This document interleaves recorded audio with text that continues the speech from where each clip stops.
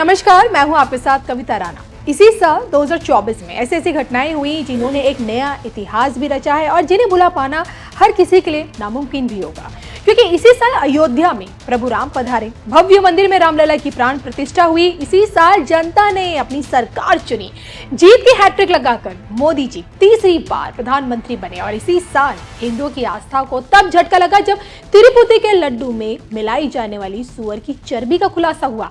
और इसी साल इंसानियत को शर्मसार करने वाला कोलकाता महिला डॉक्टर के साथ हुआ रेप कांड सामने आया।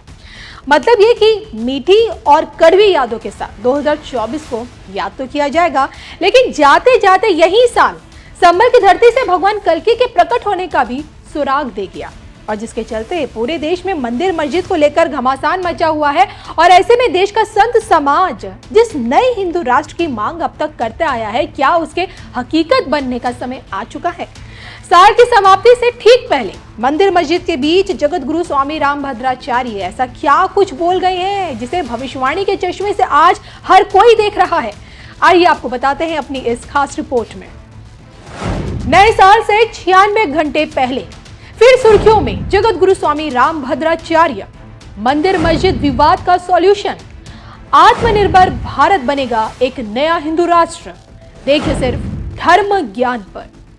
बीते दिनों संघ प्रमुख ने ऐसे नेताओं पर सवाल उठाए जो मस्जिद में मंदिर ढूंढकर हिंदुओं का नेता बनने की कोशिश कर रहे हैं, लेकिन भागवत जी की ये बातें जगत गुरु को कतई स्वीकार नहीं है। जगत गुरु ने उल्टा संघ प्रमुख को आईना दिखाते हुए ये कहा कि मोहन भागवत हमारे अनुशासक नहीं है, बल्कि हम उनके अनुशासक हैं। अब देखा जाए तो मोहन भागवत ने नए मंदिर मस्जिद विवादों के उभरने पर चिंता तो जाहिर की थी, लेकिन जगत गुरु को ये कतई स्वीकार नहीं हुआ।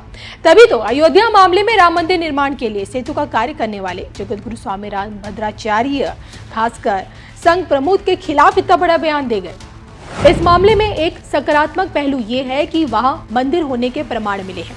हम इसे लेकर रहेंगे, चाहे वो वोट से हो, कोर्ट से हो या फिर जनता के सहयोग से हो। मंदिर के मुद्दे पर मेरा संघर्ष जारी रहेगा और मैं इसके लिए सभी संभव रास्तों का उपयोग करूंगा।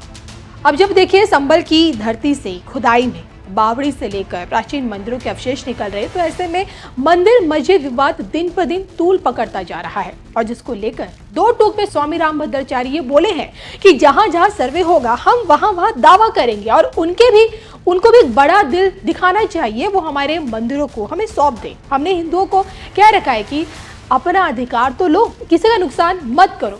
हम किसी पर अत्याचार करने की अनुमति बिल्कुल नहीं देते। अब देखिए जगत गुरु के इसी बयान पर सवाल उठाते हुए जब उनसे ये पूछा गया कि भाई ऐसे में देश के मुसलमानों का क्या होगा, तो इस पर जगत गुरु ने एक ऐसे नए हिंदू राष्ट्र की पिक्चर दिखाई जिसमें 25 करोड़ देश का मुसलमान भी है, लेकिन यूसीसी के साथ। इस देश को समान नागरिक संहिता हर हाल में चाहिए। जो भी नियम बने वो सबके लिए हो, चाहे वो हिंदू हो या मुसलमान।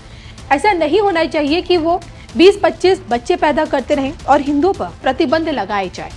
मुस्लिम कहीं नहीं जाएं, वो यहीं रहें, लेकिन हमारे अस्तित्व का सम्मान करते हुए रहें। मैंने कभी नहीं कहा कि ये देश मुसलमानों का नहीं है। हिंदुओं का अस्तित्व मिटाकर उन्हें रहने की अनुमति नहीं दी जा सकती।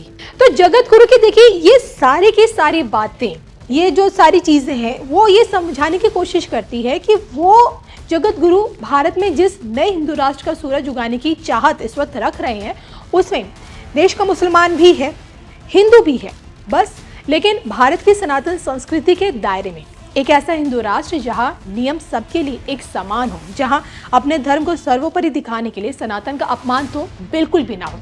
आप क्या सोचते हैं, जगत गुरु का यही हिंदू राष्ट्र क्या भारत का भविष्य है? कमेंट करके बताइएगा जरूर।